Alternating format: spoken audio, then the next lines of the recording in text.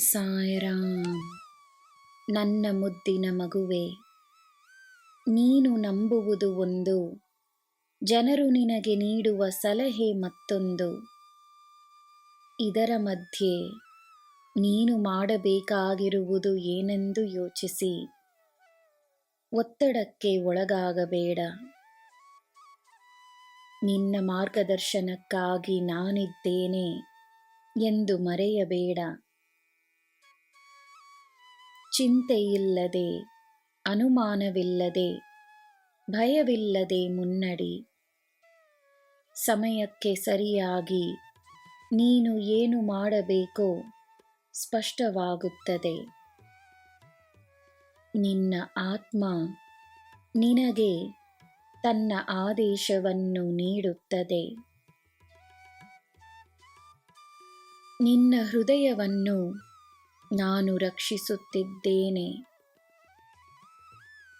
ನಿನ್ನ ಕರ್ತವ್ಯವನ್ನು ನೀನು ಮರೆಯಬೇಡ.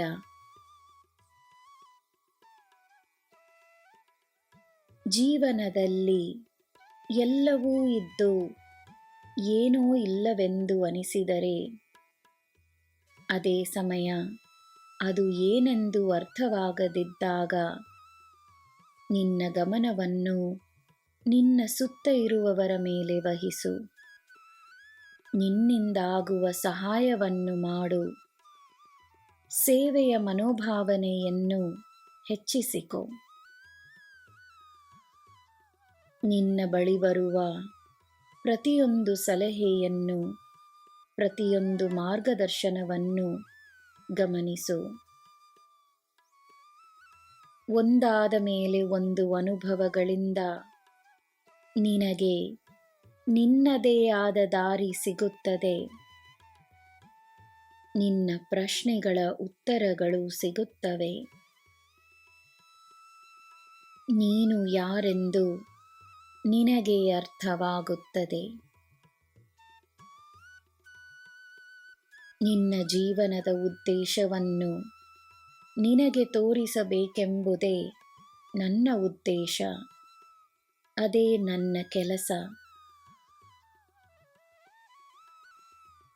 ನನ್ನ ಮಗುವೆ, ನಿನ್ನ ಮನಸ್ಸಿನಲ್ಲುಂಟಾಗುವ ಎಲ್ಲ ತರಹದ ನಕಾರಾತ್ಮಕತೆ, ಭಯ, ದುಃಖ ಎಲ್ಲವೂ ನಿನ್ನನ್ನು ದಾರಿ ತಪ್ಪಿಸುವ ಪ್ರಯತ್ನವಷ್ಟೇ. ಇದನ್ನು ಅರಿತು ನಿನ್ನ ಭಕ್ತಿಯಲ್ಲಿ ನಂಬಿಕೆಯನ್ನಿಡು. ಎಲ್ಲದರಲ್ಲಿಯೂ ಒಳ್ಳೆಯದನ್ನು ನೋಡಲು ಪ್ರಯತ್ನಿಸು. ನಾನು ಎಲ್ಲವನ್ನೂ ನೋಡಿಕೊಳ್ಳುತ್ತೇನೆ.